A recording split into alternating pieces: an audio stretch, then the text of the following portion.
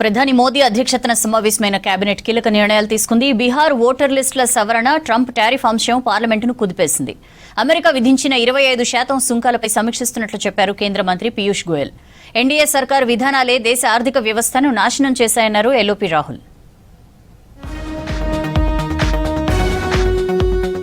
ప్రధాని మోదీ అధ్యక్షతన భేటీ అయిన సెంట్రల్ కేబినెట్ పలు కీలక నిర్ణయాలు తీసుకుంది. జాతీయ సహకార అభివృద్ధి సంస్థకు 2000 కోట్ల వ్యయంతో గ్రాంట్ ఇన్ ఎయిడ్కు ఆమోదం తెలిపింది.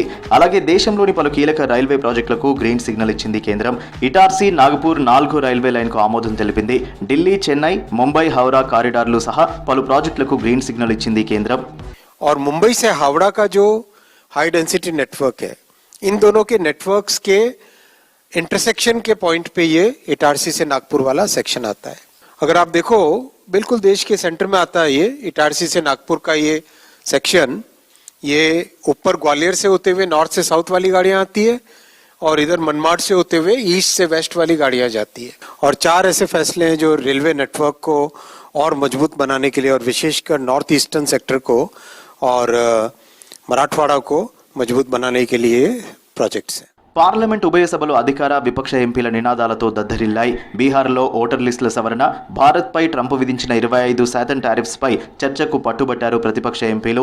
దీంతో ఉభయ సభలు 2 సార్లు వాయిదా పడ్డాయి. అయినప్పటికీ సభా కార్యక్రమాలు సజావుగా సాగకపోవడంతో లోక్సభ, రాజ్యసభలు రేపు ఉదయం 11 గంటలకు వాయిదా పడ్డాయి.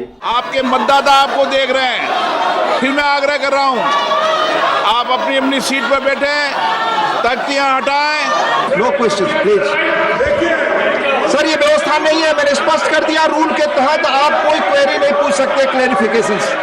భారత్ రష్యా బంధం, సుంకాల విధింపుపై ట్రంప్ కామెంట్లకు స్పందించారు కేంద్ర మంత్రి పీయూష్ గోయల్. దేశ ప్రయోజనాలు కాపాడేందుకు అన్ని చర్యలు తీసుకుంటున్నట్లు చెప్పారు. పార్లమెంట్లో చర్చ సందర్భంగా యుఎస్ సుంకాలపై మాట్లాడారు. ట్రంప్ సర్కార్ విధించిన టారిఫ్స్ పై స్టడీ చేస్తున్నట్లు తెలిపారు. ఇండియాది డెడ్లీ ఎకానమీని అన్న ట్రంప్ కామెంట్లను ఖండించారు గోయల్. दोनों पक्षों के बीच कई वर्चुअल बैठकें भी हुई हैं. सरकार हालिया घटनाक्रम से होने वाले प्रभावों का परीक्षण कर रही है और उद्योग जगत के सभी हितधारकों के कल्याण की रक्षा और संवर्धन को सर्वोच्च महत्व देती है.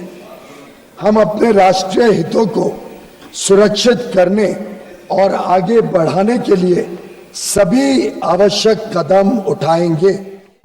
11 ఏళ్ల ఎన్డీఏ పాలనలో దేశ ఆర్థిక వ్యవస్థ సర్వనాశనం అయిందన్నారు LOP Rahul Gandhi. Indian economy గురించి యుఎస్ ప్రెసిడెంట్ ట్రంప్ వాస్తవాలు చెప్పారన్నారు.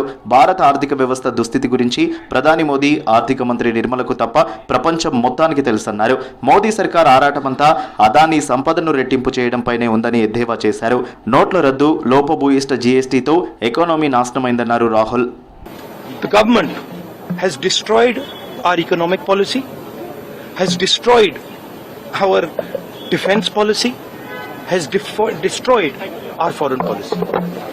Okay, they are running this country into the ground. You people don't say it. You people want to talk about other issues, right? But they are running this country into the ground. Prime Minister एक ही व्यक्ति के लिए काम करते हैं, अदानी. ప్రధాని మోదీ విదేశీ టూర్లు ఆపి దేశ ఆర్థిక వ్యవస్థపై ఫోకస్ చేయాలన్నారు SP chief MP Akhilesh Yadav. China నుంచి విచ్చలవిడి దిగుమతులు ఇండియన్ ఎకానమీని నాశనం చేస్తున్నాయన్నారు. భారత భూభాగంతో పాటు వ్యాపారాలను డ్రాగన్ కంట్రీ సొంతం చేసుకుంటోందన్నారు అఖిలేష్. नोटबंदी कर करके पैसा जमा बहुत हुआ, उसके बाद क्या अर्थव्यवस्था बनेगी हमारी, किसको लाभ पहुंचेगा, किसका नुकसान होगा. और जैसा मैंने पहले कहा, फिर मैं कहता हूँ, भारत की अर्थव्यवस्था जो हमारा पड़ोसी देश है वो बर्बाद कर देगा. सरकार को जहां अमेरिका से वहीं चीन से भी बड़ा खतरा है. जमीन तो छीन ही रहा है, वो हमारा व्यापार भी छीन रहा है. బీహార్లో ఎస్ఐఆర్ని నిలిపేయాలంటూ పార్లమెంట్ ఆవరణలో ఆందోళన చేశారు ఇండియా కూటమి ఎంపీలు. కేంద్ర ప్రభుత్వ ప్రజా వ్యతిరేక విధానాలను అవలంబిస్తోందని ఆందోళన వ్యక్తం చేశారు. ఎస్ఐఆర్ పేరుతో ప్రజాస్వామ్యంపై దాడి జరుగుతోందన్నారు విపక్ష ఎంపీలు.